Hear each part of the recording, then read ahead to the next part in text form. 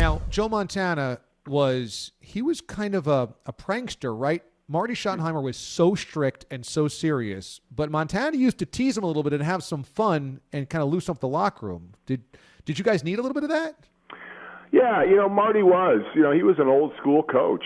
If you just look at, they named an offense after him called Marty Ball, which was run the ball.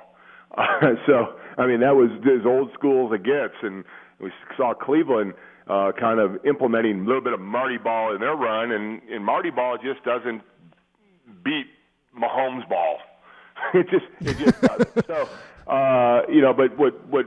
Joe would bring in a lot of, he had once again confidence, and he had the ability to, pull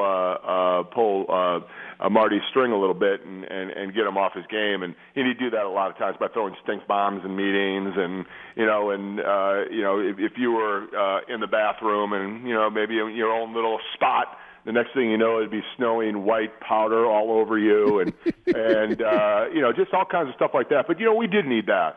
And I'll give you a prime example. We were playing in Denver on that Monday night game, the famous Monday night game with Elway and Montana, yeah. And the last series of the game. Now listen, we didn't win there in many, many years, and we're like, oh gosh, here we go, we're losing. We're down by 4 or whatever it was, and here we go again. We're going to lose, even though we have Joe Montana. We're going to lose, and Joe walks into the huddle and cracks a joke, something about the cheerleaders' chaps that they're wearing, and we all kind of look at him like, hey guys, this is what I do. Don't worry about it. I got it. Let's go. And at that point, we're like, I guess this guy got it. Let's go. And we did, and he did, and we won that game. And it was just that kind of confidence and that kind of attitude that we didn't have in that huddle. That's what Patrick Mahomes brings to the huddle when he goes in. Even though he's in his third year, Patrick Mahomes brings that kind of just charisma into that huddle where those guys believe anything he says, anything that he can do, they believe in. So. That's what Chad Henning, God bless him.